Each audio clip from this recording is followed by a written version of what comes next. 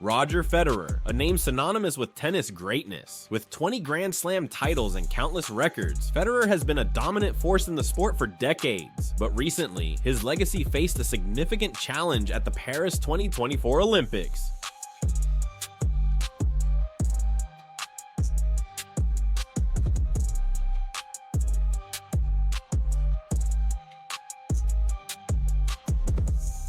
Despite his illustrious career, the 2024 Olympics turned out to be a disappointment for Federer and the French tennis team. The man behind the scenes, Ivan Ljubicic, Federer's former coach, found himself at the center of controversy. It's the first time I have someone in my coaching staff who's done that. I know Ivan very well, and I'm very happy that I was able to get him on my team. Ivan Ljubicic took on a very important job as the Director of Ambition 2024 for the French Tennis Federation. It's different, it's not about you, it's all about the player, understanding the player, and this is the beautiful part, that you stay really close to the game, and then it takes time. In this role, he was in charge of planning and guiding the tennis team to success at the 2024 Olympics. However, after the team performed poorly, Ljubicic decided to resign. His leaving was not quiet. It came with a lot of loud criticisms and surprising information being revealed. Well, I really never felt that was taking the time away from me or energy or anything like that. People were very interested and talked a lot about what he said and what happened.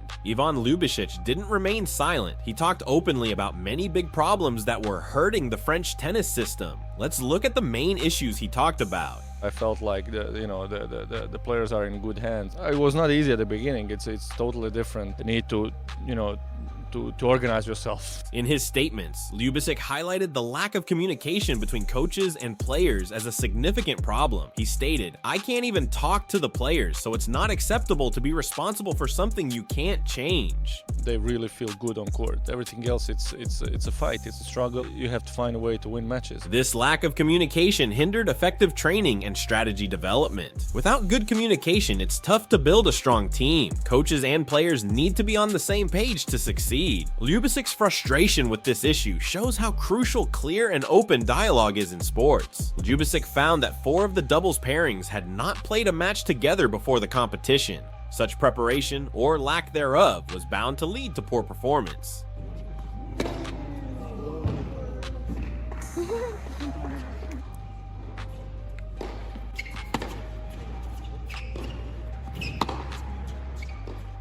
He said, "We don't have any players in the top 10, and we know the results at Roland Garros in recent years, so winning a medal is complicated, but I had the motivation to do a little better." The reality, however, was far from this goal. The doubles teams included players like Gael Monfils and Edouard Roger Vasselin, who lost early. Tim Putz and Kevin Krawietz defeated them, showing how lack of practice together impacted their performance. Ljubicic also pointed to systemic issues within the French Tennis Federation. The organizational challenges and the inability to implement effective strategies were major roadblocks. His resignation highlighted these deep-rooted problems. In response, French tennis officials acknowledged the criticisms, but also emphasized the need for collaborative efforts to address these issues. Officials admitted that changes were needed, but stressed that fixing these problems required everyone to work together. This acknowledgement is a step in the right direction, but actions speak louder than words. Now, let's shift our focus to Roger Federer's performance. Despite high expectations, Federer did not manage to secure a medal. Number 1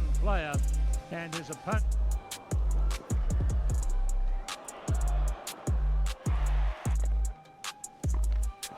This has led to speculation about whether his training and preparation were factors. Federer faced tough competition and struggled to find his rhythm on the court. Some argue that the criticisms Ljubicic raised about the French tennis system might also apply to Federer's preparation. The chalk on the line.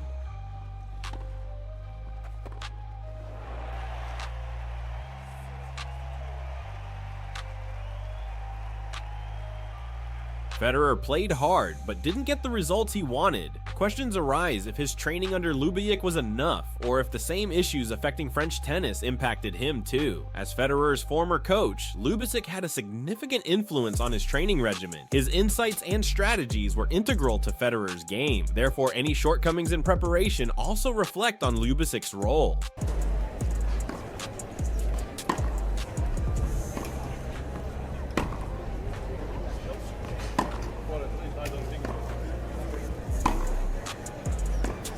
Did the systemic issues within the French Tennis Federation spill over into Federer's training? Was there a lack of effective communication and preparation that led to the disappointing results? These are questions that remain unanswered. Ljubicic's influence on Federer is undeniable. If the training wasn't up to par, it raises concerns about how much these systemic problems affected their partnership and performance. Looking ahead, both Federer and the French tennis team need to address these challenges. For Federer, it might mean reevaluating his training strategies and working towards better preparation for future tournaments. I didn't think I played too bad, in the finals, but things didn't go my way, and then he was confident, he played well. Federer stated, "I gave my best, but sometimes things don't go as planned. We need to look at what went wrong and improve." This reflective approach could be the key to bouncing back. Federer's willingness to learn from this experience shows his commitment to improving. Adjusting his training methods and addressing any shortcomings will be crucial for future success. I just felt that I was a bit slow in the corners. I was just taking some wrong decisions from time to time. Similarly, the French team faced challenges during the Olympics, highlighting how crucial preparation and teamwork are. In the doubles match featuring Gaël Monfils and Edouard Roger Vasselin against Tim Putz and Kevin Krawietz, the French pair had a tough time. From the start, Monfils and Roger Vasselin seemed out of sync. They made many easy mistakes and missed several important shots that top players usually make. The lack of teamwork between Monfils and Roger Vasselin was clear. This problem often comes from not practicing together enough. Ljubicic said many of the doubles teams hadn't played enough matches together before the Olympics. This lack of preparation likely caused their poor performance. In doubles, knowing your partner's moves is crucial. Without enough practice, this connection breaks down under pressure. The French team lost a match they could have won with better teamwork and practice. These defeats hurt the team's confidence and showed deeper problems in their training programs.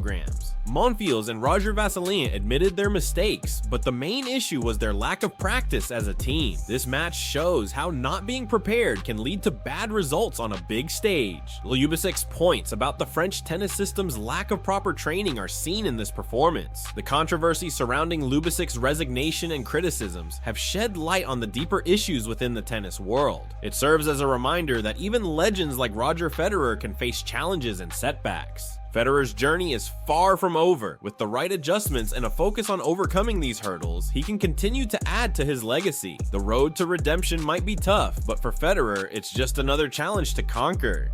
Do you think the issues raised by Ljubicic about the French Tennis Federation also affected Federer's performance? And what changes do you believe Federer should make to improve in future tournaments? Share your thoughts in the comments below. Stay tuned for more updates on Roger Federer's journey. Don't forget to like, subscribe, and hit the bell icon for notifications. Thanks for watching.